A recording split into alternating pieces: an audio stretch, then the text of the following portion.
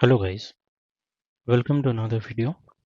In this video, we'll be talking about the SUMIF function.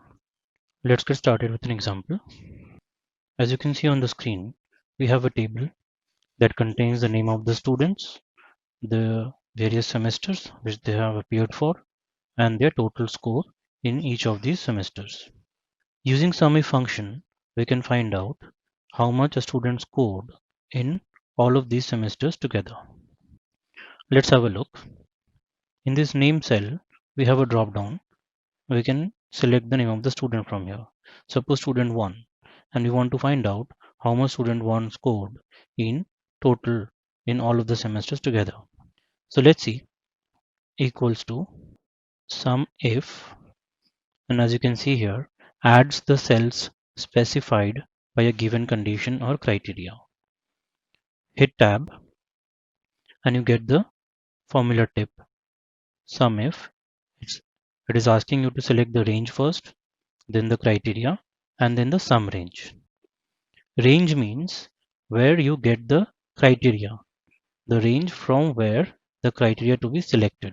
So since we are adding up the scores of student 1, since student 1 is our criteria, then we can find student 1 in this range. So selecting this range, comma. Now it is asking us to select the criteria. Criteria is student 1, comma. The sum range. What do we want to add? We want to add the total scores. So the score range is selected. We close the bracket, we hit enter, and we get this total. Let's check if this is correct or not. For student 1, this one, this one, and this one. If you want to add it manually, we can check by adding these manually. So let's see, equals to sum this one plus this one plus this one. If I hit enter, I get the same. That means it is correct. Now in this one, in this cell, I've got a drop down. So we can select for student 2 and the sum we get. For student 3, we get the sum. For student 4 as well. For student 5.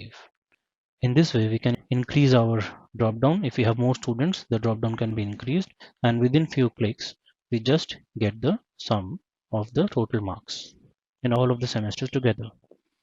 In this way, we can use the SUMIF function for preparing various other reports to make the life easy. In the next video, I'll catch you all with another function, which is the SUMIFs function, where we can capture multiple conditions, multiple criteria to calculate the sum. Till then, goodbye everyone. Stay safe, take care. Thanks for watching guys. We'll catch you all soon in another video with another topic.